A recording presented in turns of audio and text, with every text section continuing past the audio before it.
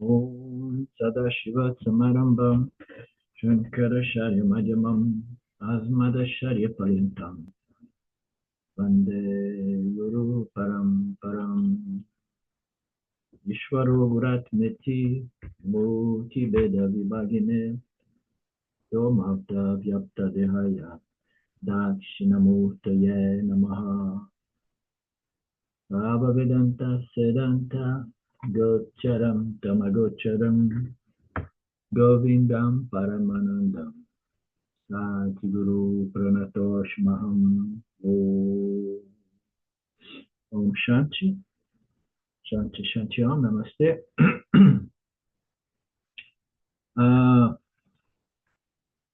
The last verse we sing is the verse 5. In fact, the beings are not in me. See my divine yoga, which is Nididhyasana. I myself am the creator of all beings, the sustainer of all beings, but I'm not in any of it. Okay. So Yana Yoga is the divine yoga in which we have established that there is only one reality, and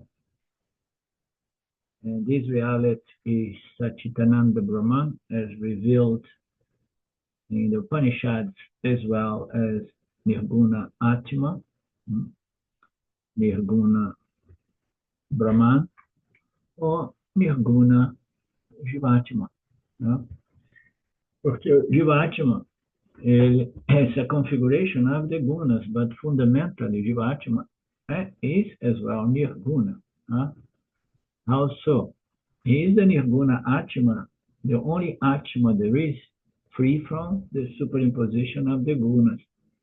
So it's not incorrect to say Nirguna Jiva, okay, although the Jiva refers to a configuration of the gunas, but in the same way we can say that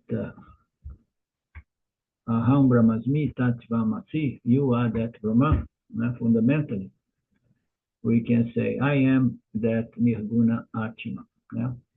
What is the Saguna Atma of the Jiva? Is the body, mind, sense complex, which is a complexity of configurations of all the gunas, creating the 5 systems or the 5 koshas, or the 3 bodies, and so on, howsoever we want to look at this incredible intelligent biological organism called human beings. So the divine yoga comes to establish that I am Nirguna Atma, Nirguna Brahman. From the power of Maya, I appear to project, sustain, and destroy all beings, but I'm not in any of it. So that was, now I remember, that was one of the that was the last statement that was contradicting the previous one, and we were looking into that. In the previous verse, he was presenting himself as the indweller, that which pervades everything, sustains everything, and so on. And here say, although I apparently sustain all beings, but I'm not really pervading and sustaining anything. Okay, this is a trick produced by the powerful Maya, the great earth illusionist.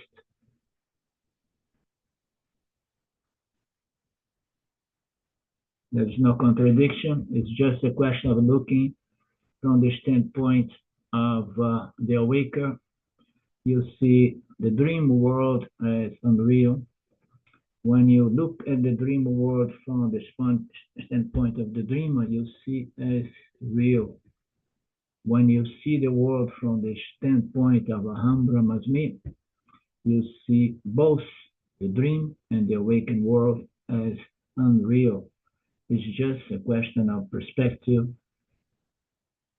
or where you stand in terms of your sense of identity. And this is not a philosophy, as I like to say again and again. Philosophy does not transform anyone.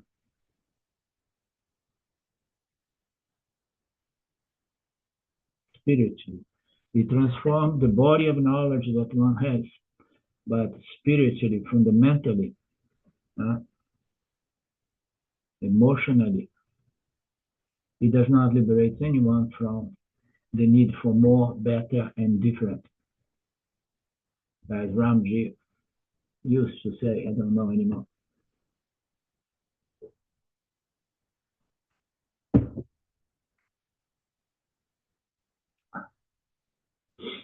Okay.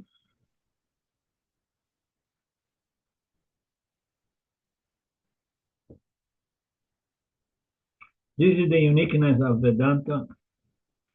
Mithya is always available for experientially available, but factually non-existent. Exactly like the dream state. It's available for experience.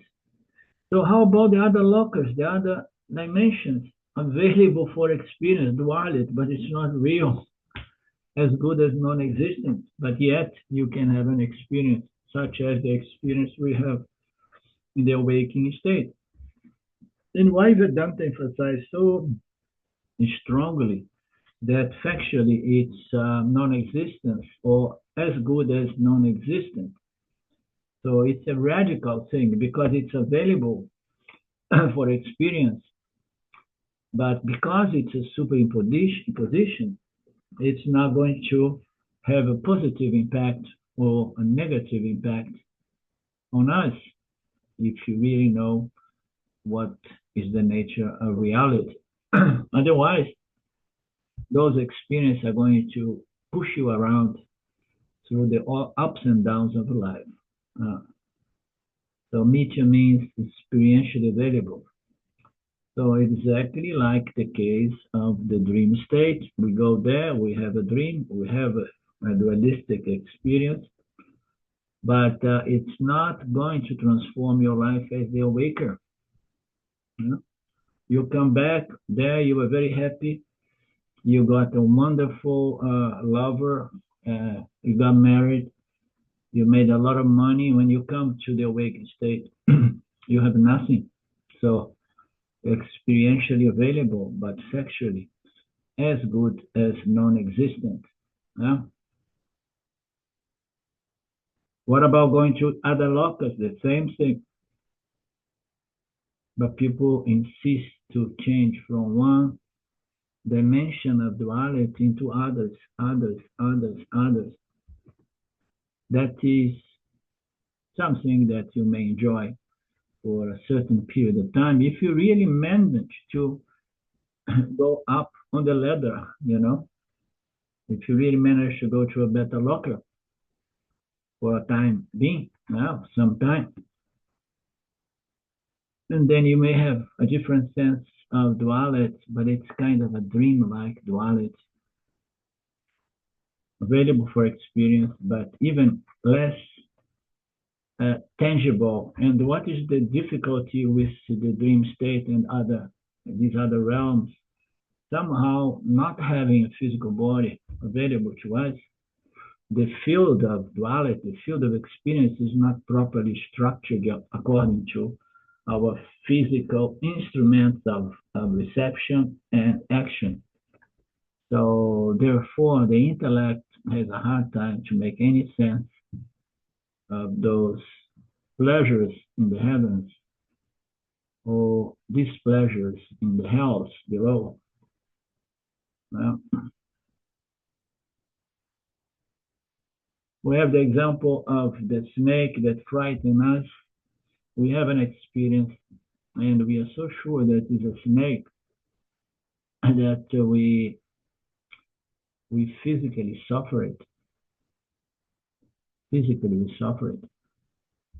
But then you recover very quickly. And then you say it was just a dream. So the work we need to do is the awakened state.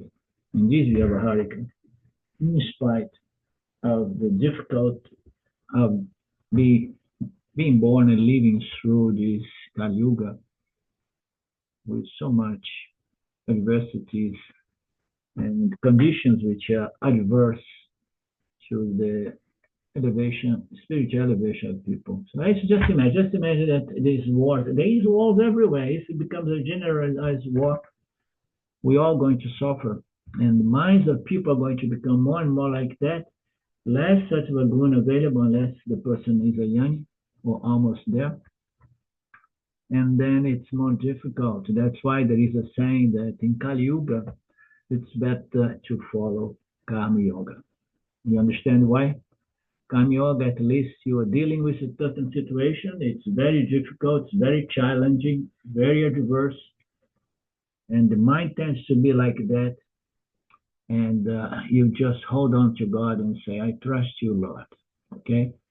It's time for you to put an end to this madness.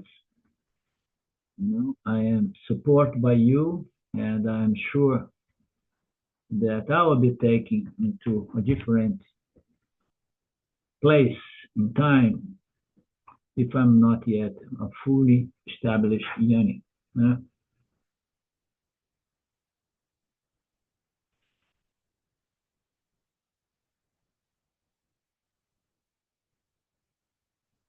Vedanta, the higher order reality, is called Paramarchika. We have the Vyavaharika and the Pratibhasika. We know those three orders. So this is Vedanta. Says that the empirical reality called Vyavaharika and Pratibhasika, they are not, although they are not non-existent, but they are as good as non-existent from the standpoint of moksha and freedom.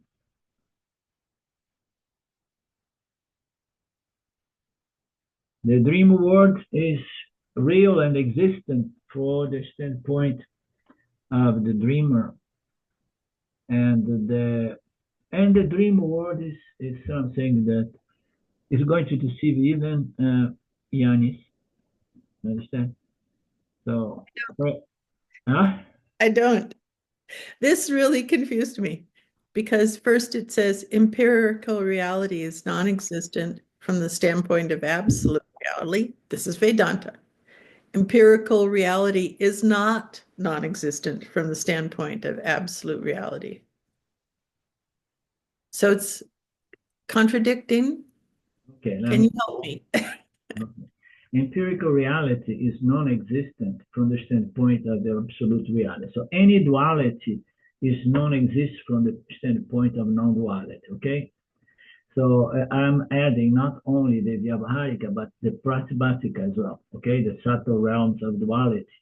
So the empirical, it is still available for experience, okay? So these empirical orders that we call apparent reality is in reality non-existent from the standpoint of Paramarthika Satya, okay? This is Vedanta. Empirical reality is non-existent from the standpoint of the absolute reality. He's repeating himself, okay? Well, maybe my text is different because my text says empirical, in the second case, empirical reality is not non-existent. So maybe that's a typo in my text. That's a mistake. Yeah. Okay, good. That helps. Empirical reality is not non-existent from the standpoint of the Vyavaharika, okay? Or the dreamer and the awaker. Of empirical reality is existence from the standpoint of ordinarily people from the dream state and awakened state, okay? So the empirical reality is available, the experiential dualistic reality is available for the Vishwa and for the Taijasa, okay? So from the standpoint of the absolute reality, Aham Brahmasmi, these two orders, these two sub-orders, the Vyavaharika and Pratibhasika, they are not existent. Okay, they are not non-experiential, but definitely not real. Okay, from the standpoint of the ultimate reality. So now I was making a statement that appears indeed contradictory, because it's a different angle. I was saying, suppose there is a Yanni, and the Yanni has a dream. In the dream, he gets identified as the dreamer, and he sees as the dreamer that dream as reality. So even in the mind of Yanni, in the dream state, the Hambramasmi knowledge is not fully established at all, you know. So I say that because in the last few days, because of this little anxiety and preoccupation, how I'm going to go back to take care of things. Silvia's leaving Brazil soon, and blah, blah, blah. I have tried so many things. So, and then I saw me having some dreams in regards to situations of insecurity. You understand?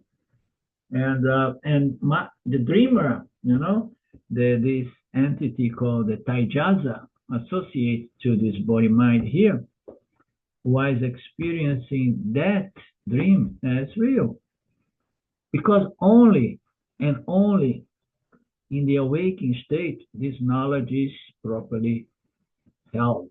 Aham Brahmasmi. You understand? You're holding this knowledge in your awakened state at all times is going to improve the quality of your sleep, and your dreams are going to be dreams of more pacified and so on, because the content of your mind is not full of fears and desires or anxieties and so on.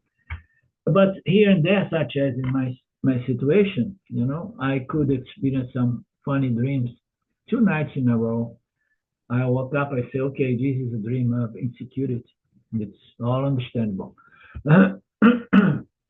Meaning to say, from the standpoint of the Yanni, even the dream state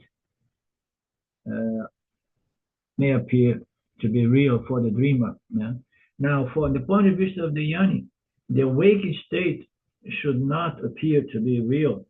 It may appear to be real for a moment, but immediately all is available knowledge neutralize that and says nothing can really affect me, all is good. You understand? But that conviction of knowledge is available in your conscious mind, in the awakened state. There is, you have your knowledge, your intellect fully available, but when you go into the dream state, those functions, they are not really much help, you know, your thoughts and your discriminations, determinations. And Krishna says, this is my higher nature, Arjuna. May you recognize that Brahman, Satya, Jagan, Mithya, this is the essence of Vedanta delivered here by Krishna.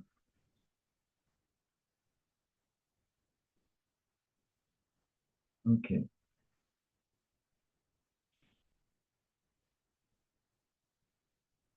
And then there is this passage here, there is a verse here. And the Upanishad idea is revealed. I am the Sthiti Karana. Bhata Bruti is equal to Chiti Karana. So I am a cause of the creation. I forgot again, Sthiti and Sthiti. Yeah, Shristi is creation, Sthiti is maintenance. Maintenance, yeah. So it said that I am the cause of the projection and sustenance by my laws and principles, including the moral, ethic, and psychological laws. So why I'm saying that? Because this projection is project from from the jivas, in collaboration with jivas, for the jivas, the human jivas mostly, and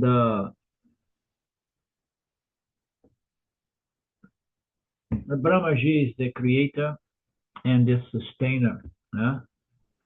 And then he does not say that I am the destroyer, because the power to destroy is something that Brahmaji is not alone responsible for. So he's the cause of projection, he sustains, and then he looks around, and then he sees that jivas are not behave. He says, so jivas are calling me to put an end to this madness, okay?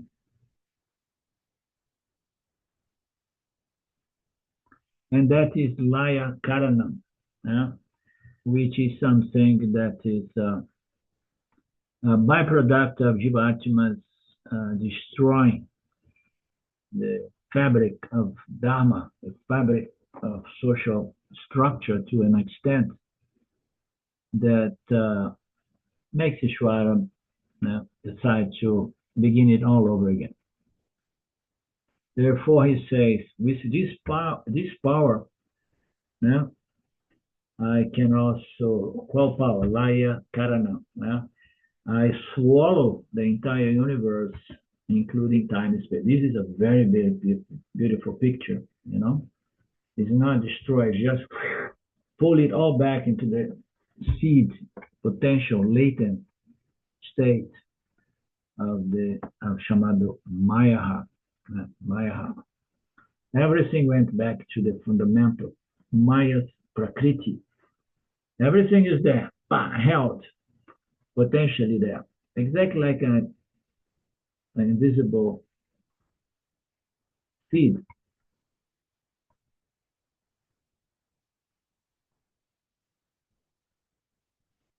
And then Swami brings up the mantra 25 of the Katra Upanishad. We saw, I swallow everything, including time and space. If it swallows in time and space, and then it swallowed everything.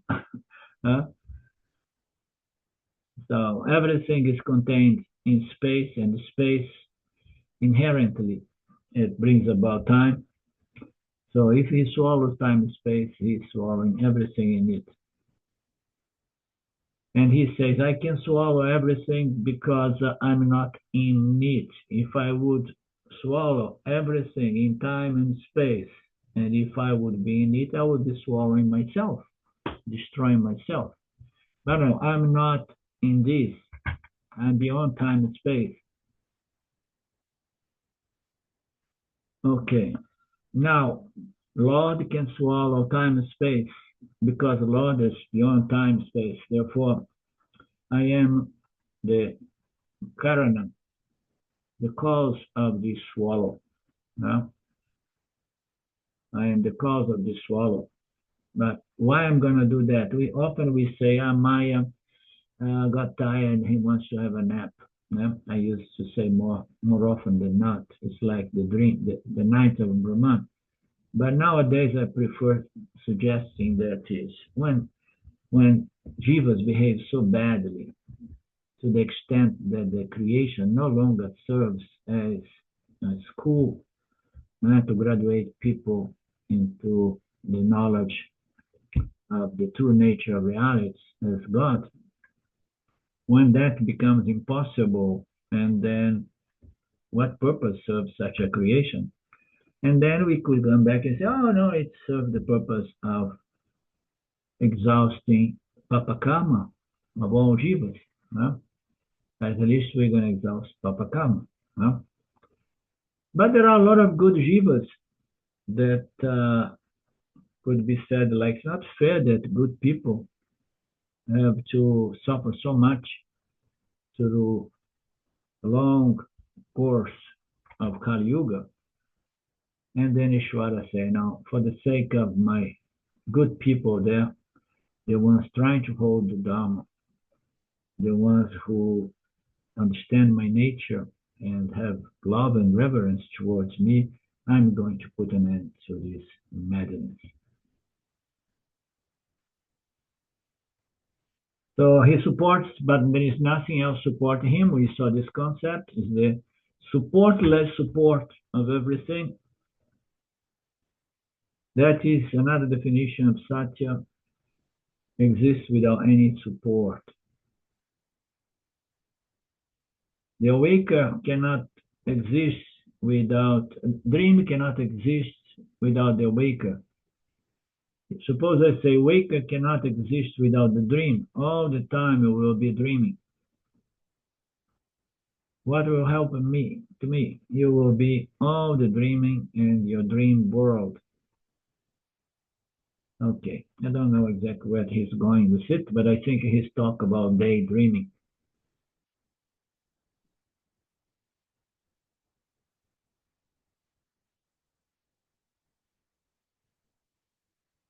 Dream cannot exist without awaker. Okay, the awaker produce vasana, and vasanas produce the dream. Awaker cannot exist without dream. So dream cannot exist without awaker. Awaker cannot exist without dream. All the time it will be dream. So I think he's playing because Yeah, I think it's in, suppose you say Yeah. waker cannot exist without dream. Then you would be dreaming all the time. yeah, so okay, then my existence as awaker depends on dreams. So let me daydream all day long. That will be a very bad condition for you. No, you exist without dream, but dream cannot exist without you. Yeah. Lord can exist without the world cannot exist without the Lord. Causality, cause and effect. Karanam, karyam. This is called Satyamithya Sambandha.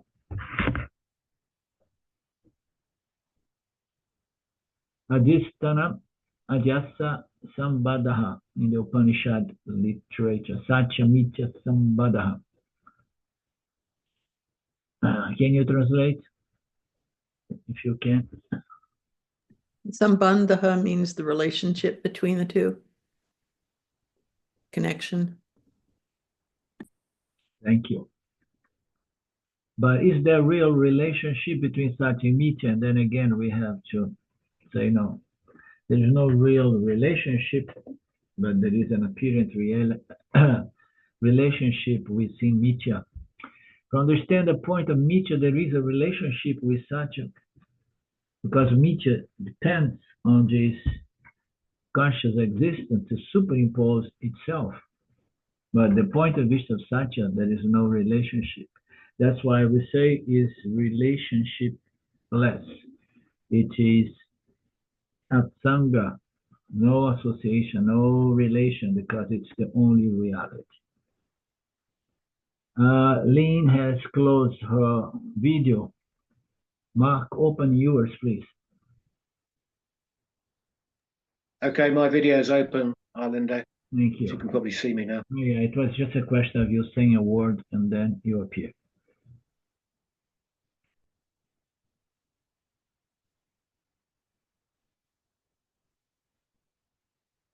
So let's move to the verse number 6. Just as the great all-pervading wind is ever present in space, in the same manner all beings are in me. Thus you understand it. So that is you understand now. Just as the great all-pervading wind is ever present in space. Yeah. So it says that space, the byproduct of space, or the unfoldment of space, is another element called air. No? And the air moves. When the air moves, we say it is wind. No? And as everything in Mithya, everything is moving around and changing. No? So the air moves, and when it moves, it is a wind. So wind is always present on different levels. Now, so it's all-pervading wind. So it's very nice, this point, because the air moves, therefore there is always some sort of wind. Now? So just as great, all-pervading wind is ever-present space, in the same manner, all beings are present in me. Yeah. It is the unfoldment of Brahman, and then comes Maya. Maya brings about Ishvara and the five elements. Yeah. And then the first element is space. The second element is wind. Wind is contained in space. Space is contained in Maya. Maya is contained in Brahman. Yeah?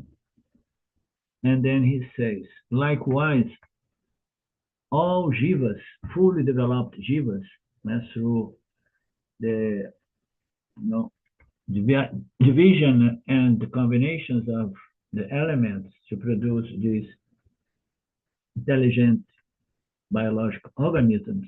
All of these, they are within, they exist within myself.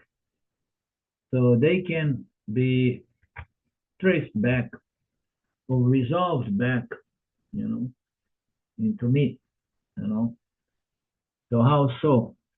So the complex body-mind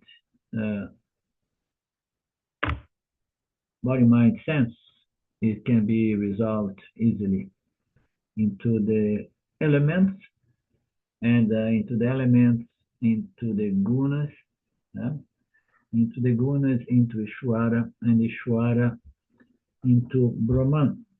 So therefore, we can say that in the same way, I pervade everything. Therefore, even the fully developed jivas, incarnate jivas, they are present in me, the same way wind is present in space.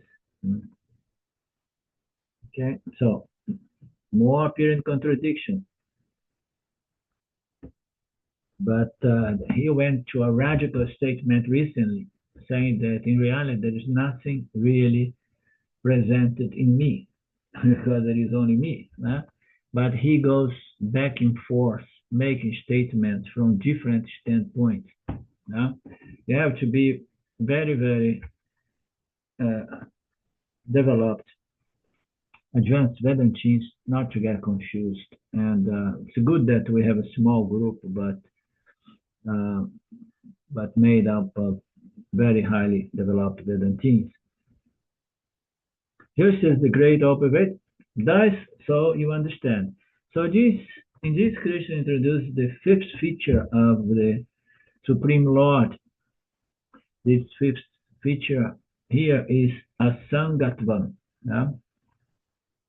untainted nature. Nothing can really touch it. The previous verse, Krishna said, I support the whole world. The world has me. So not naturally one will wonder if the world is associated with the universe, and the universe is upon the Lord.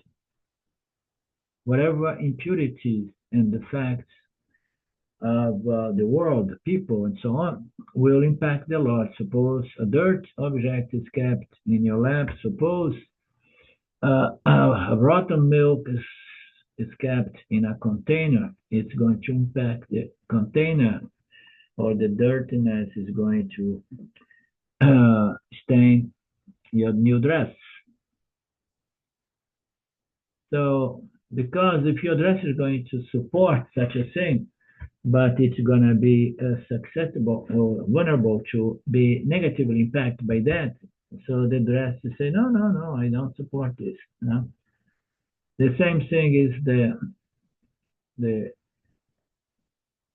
clay pot. Will say, no, don't put milk in me because this milk leaves behind bad smell. I don't like the smell impregnated in my clay. But that's not the case with Brahman. Brahman is hold, supporting, pervade, howsoever we want to see. It's like the screen of the cinema hall is a very good analogy, because anything can be projected. I mean, they can have a nuclear explosion there, and then people say, now, now that was it. The screen is gone now, because everything was wrong. And then in the end of the movie, you go there and you see the screen is unaffected. Uh, so many people there, we have all our limitations and defects. We have our set of punipapa. None of these will affect Brahman. Brahman is there, even Ishwara, unaffected by our merits and demerits. Krishna says,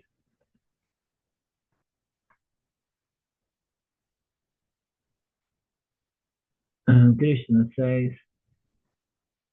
that's not the case. I accommodate everything, but I'm not tainted by anything. Don't worry.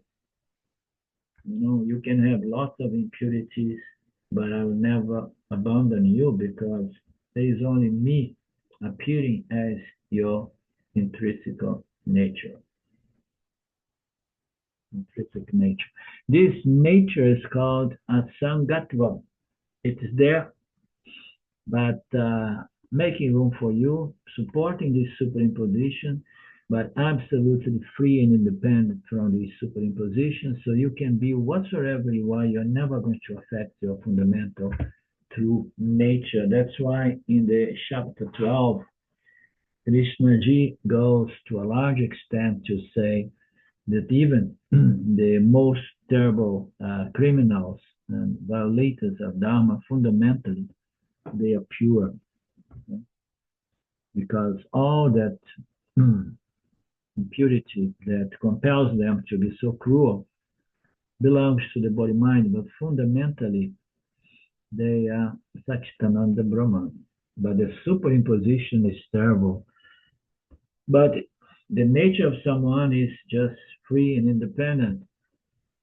You went to the extent to say, so therefore we should be seeing everybody as a saint, as a pure, and this and that.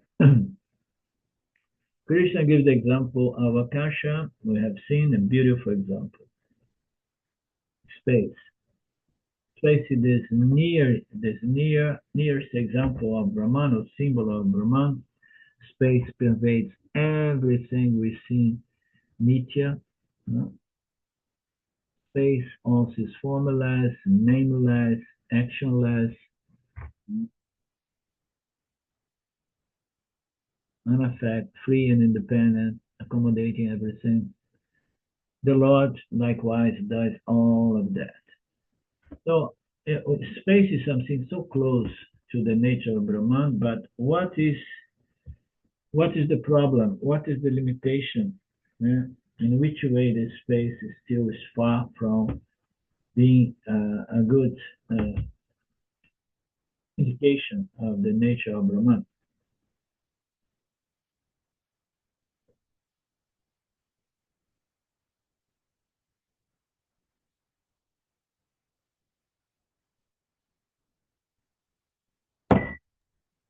You're coming across on my internet a little bit broken up, Arlindo. I couldn't really hear the question very clearly.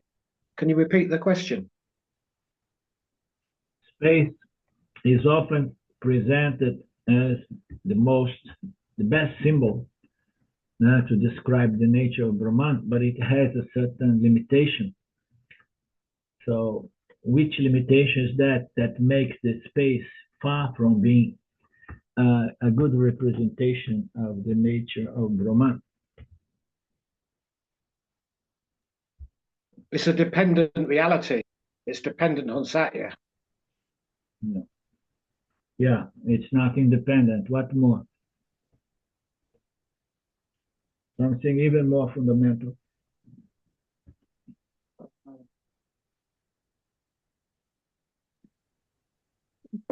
In a different order of reality. Something more fundamental. Huh.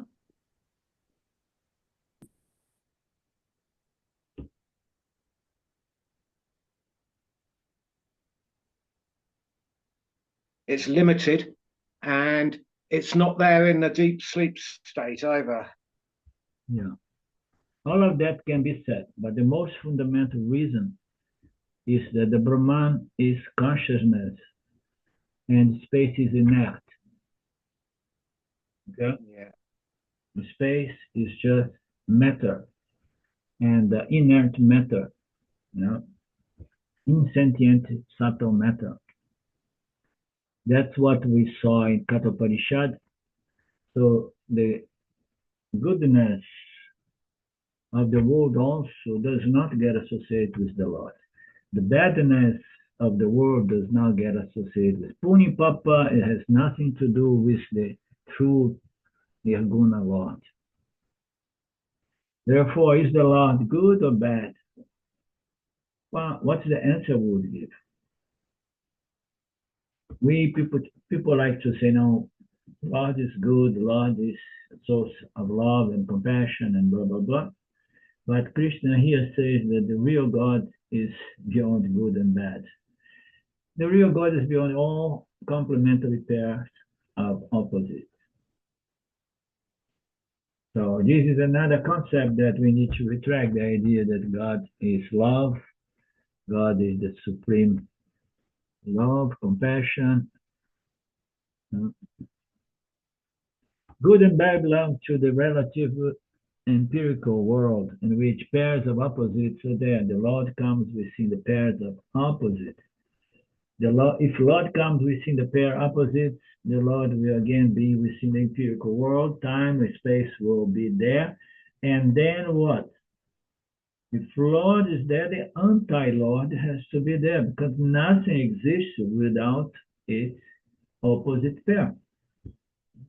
The concept of Christ and Antichrist, you know, good and evil.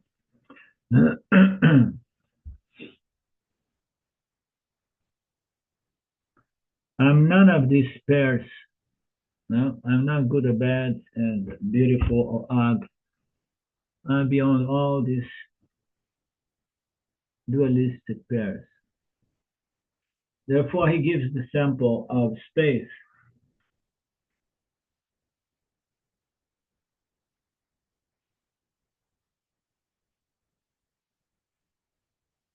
Krishna takes wind.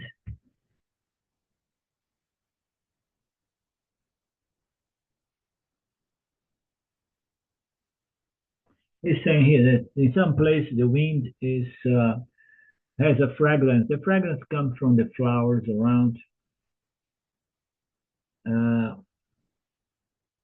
Comes from a river. It has some sound. It carries some sound. Carries some fragrance. And now I think he's going to present another aspect. The wind is going to carry some other subtle aspects of the grosser, denser elements, but none of these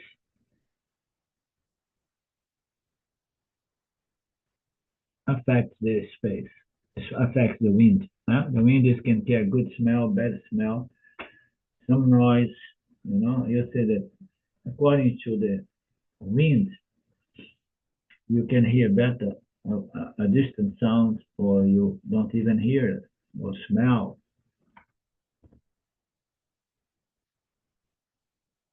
So it says that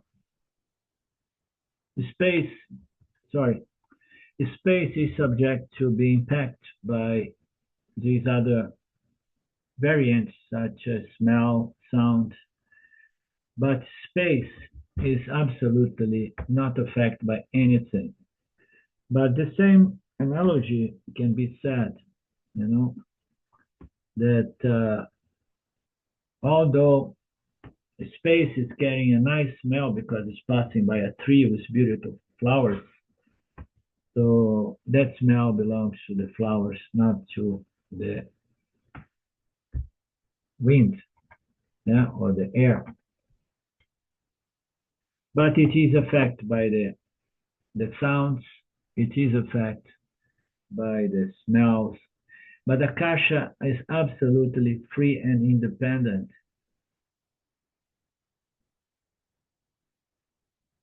Therefore, Akasha, or space, is the most beautiful symbol of Brahman.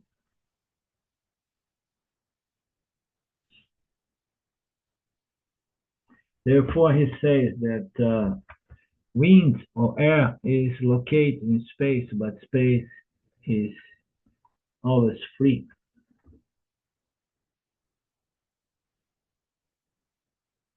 Permanently free, unaffectedly free.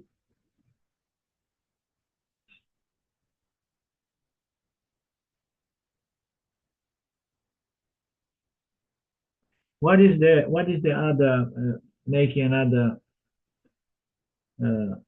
diversion here? What is the other beautiful symbol of Brahma, seen from a different angle?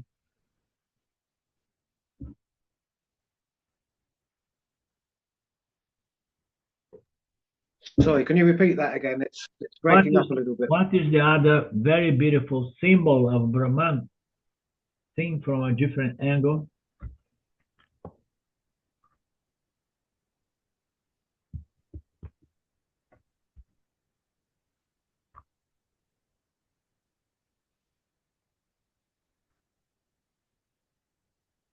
You guys know, but you're not remembering, maybe.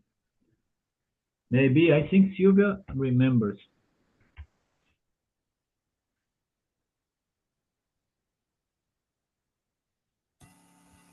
I'm not sure of the question.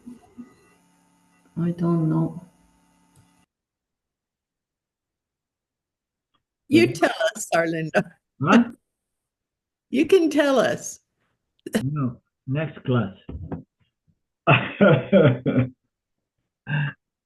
Because I'm a little bit tired today, I'm trying to, have you participate a little bit more. So the other symbol is light. So space is a wonderful symbol of Brahman from the Sat standpoint, from the existence of the physical, subtle or physical elements. So space exists,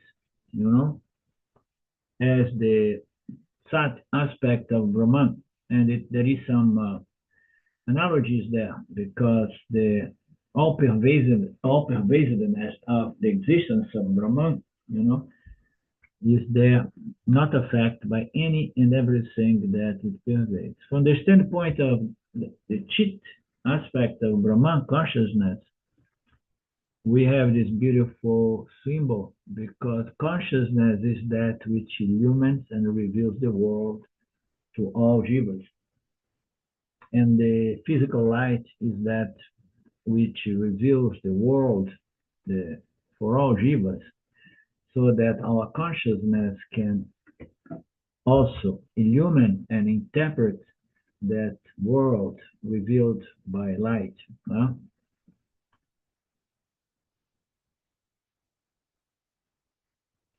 So not only Savartrahda moves everywhere,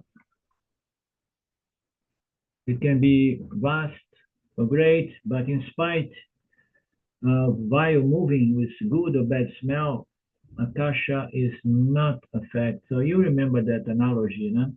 We have that clay pot, and then something is kept there, and then the pot has a bad smell, and then someone comes says that the pot, the space is now with bad smell, and then we can say, no.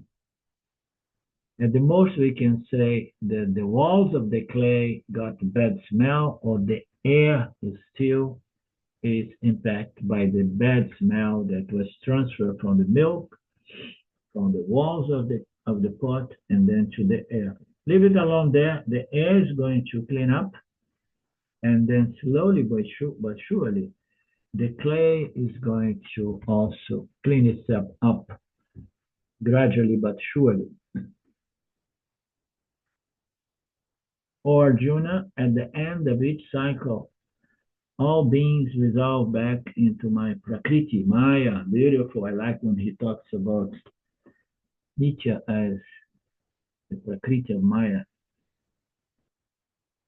Punaha, again, fullness, Fullness was present before, during, and after the destruction or the swallow of this universe. Resolution of everything into the Prakriti of Maya. What is the Prakriti of Maya? Is the macrocosmic causal body of the universe. Everything returns to Prakriti is Maya's Prakriti. Okay? That is the macrocosmic causal body, which is contained in something so invisible beyond the sense organs to capture. So, and then begins the next cycle. So I'm behind all of this, but I'm so lazy I don't do anything. I leave it all to. This is a play of Maheshwara. But I need to bless them because without my conscious existence, nothing is possible. O Arjuna, at the end of each cycle, all beings resolve into my Prakriti again.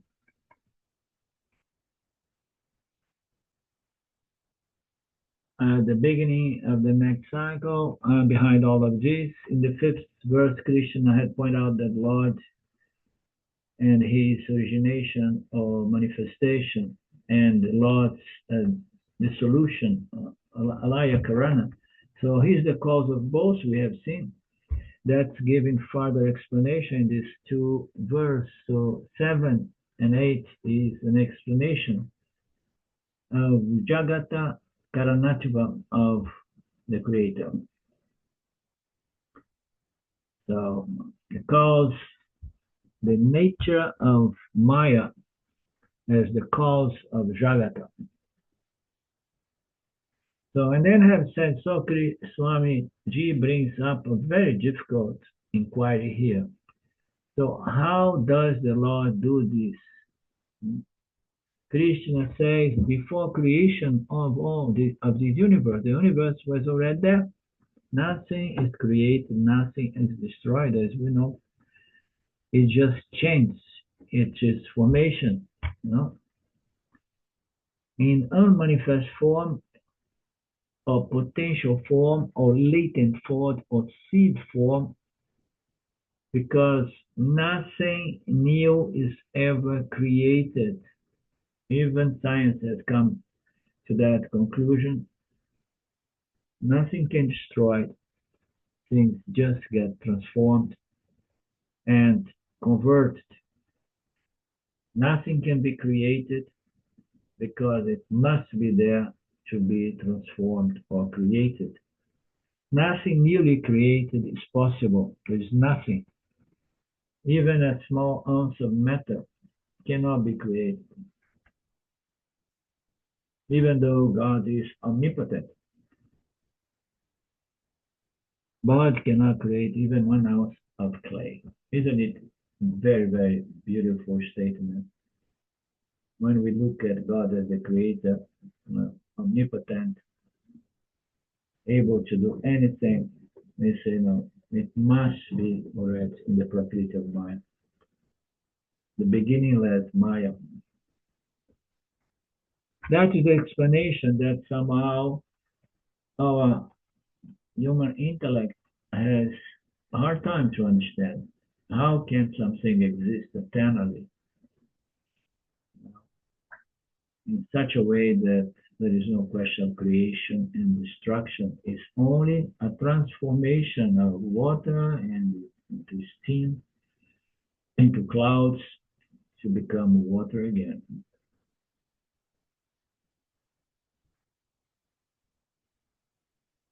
The world has always existed in me as a potential, but only difference is what?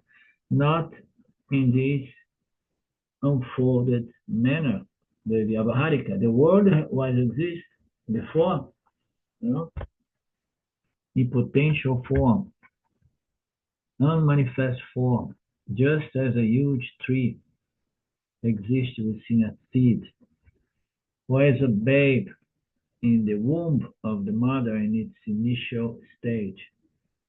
So when I look up,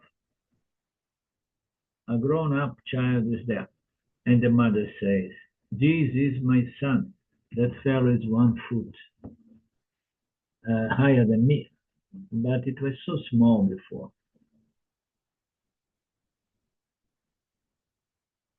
At the fetus, it was very tiny. So the human DNA has all this intelligence, you know. The architecture of this DNA is going to determine the development of the child. They say information is contained in the smallest DNA. It's so much that 300 books of information can be extracted out of it. Okay. I have to remember that this, so I like to have some picks on science, but this Gita was delivered somewhere over 25 years ago. And science has been present new knowledges. If your hair has turned gray at the age of 43, remember, there was a code in your DNA. If you are bound to lose all your hair, it was a code in your DNA. But nowadays we have genetic engineering. It had the potential to cure some disease, no? As we know. That's why for every mother and father, it is a nightmare that child should grow without any defect. There is all a preoccupation in the parent's mind.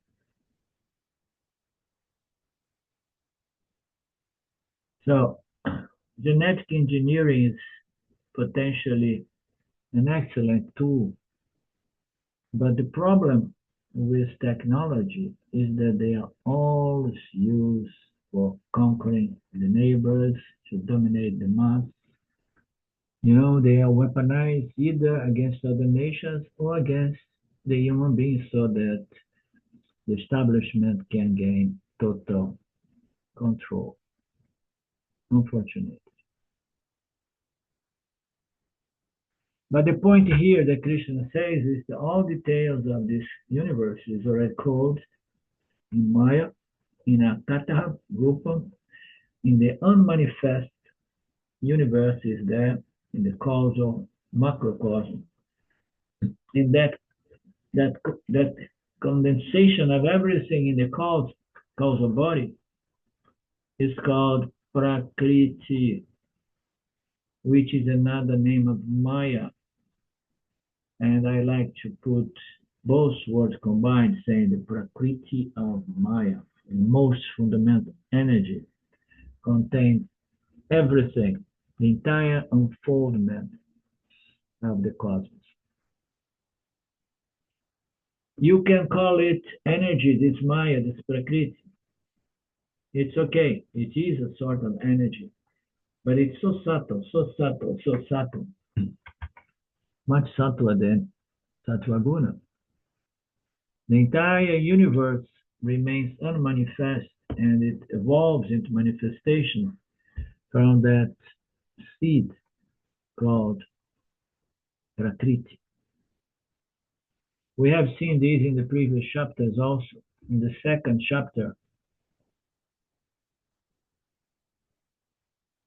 one presents the word comes to manifestation, again it goes back to manifestation, like the love tub, that bit of the heart.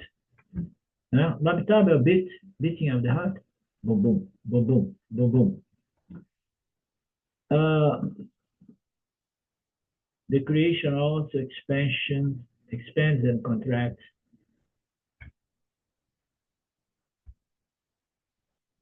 Okay, we stay here. And if everything goes good, we meet next Friday, regardless of which space this body mind here is going to be accommodated with it.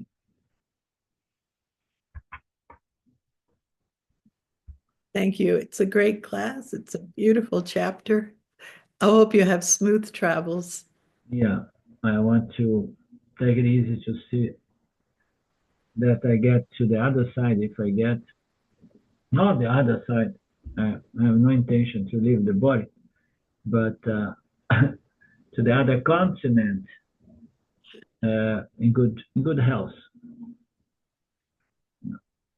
Namaste. Om Purnamada Purnamidam Purnamudachyate Purnasya Purnamadaya Purnamevavashishate Om Shanti Shanti Shanti Om Namaste.